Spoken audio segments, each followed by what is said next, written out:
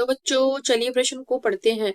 प्रश्न में है, निम्न में से कौन सा प्रयोग पराशरण का कार्य की प्रदर्शन कहलाता है। ए है शिथिल नली जिसके मुंह को अंड झिल्ली से बांध देते हैं। बी है शिथिल नली जिसके मुंह को चरम पत्र या परचमेंट पेपर से बांध देते हैं।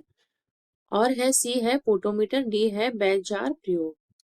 तो इस प्रश्न की मुख्य अवधारणा है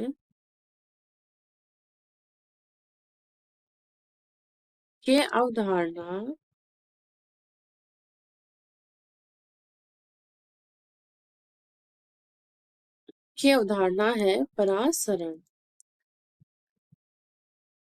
तो परासरण क्या होता है? जो विलेय के अणु होते हैं,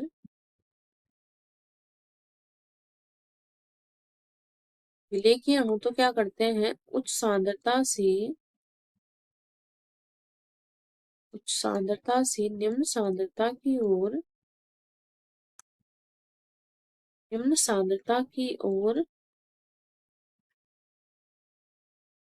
गमन करते हैं।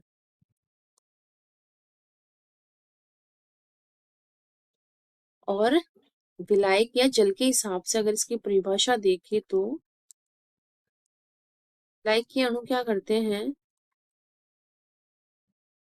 विलायक के अणु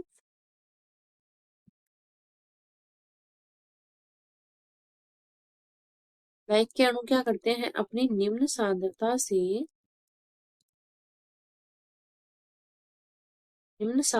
से उच्च सांद्रता की ओर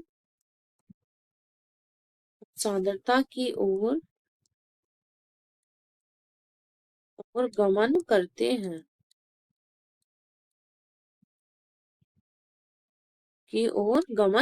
हैं। अब इसमें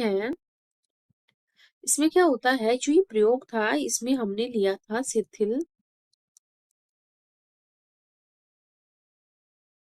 शिथिल नली जिसके मुंह पर हमने जो बांधा था चर्म पत्र। ये एक अर्धपारगम्य झिल्ली की तरह कार्य कर रही थी। चर्म पत्र जो कि क्या कर रही थी? अर्धपारगम्य झिल्ली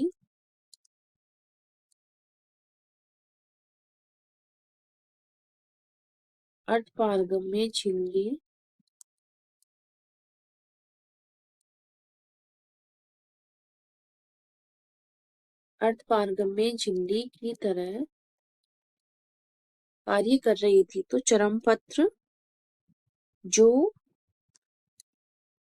क्या हो रहा था, इसके द्वारा विलायक के सभी अणुओं को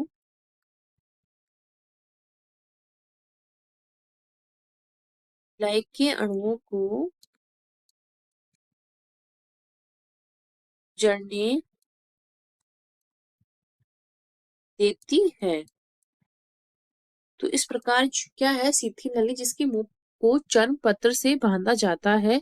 तो ये क्या, जो चर्म पत्र है ये पारगम्य झिल्ली की तरह कार्य कर रहा था। जो हमारे नेचुरली या प्राकृतिक रूप से जो हमारे झिल्ली होती है वो कार्य करती है, तो उसको उसी के ही समरूप बनाया गया था।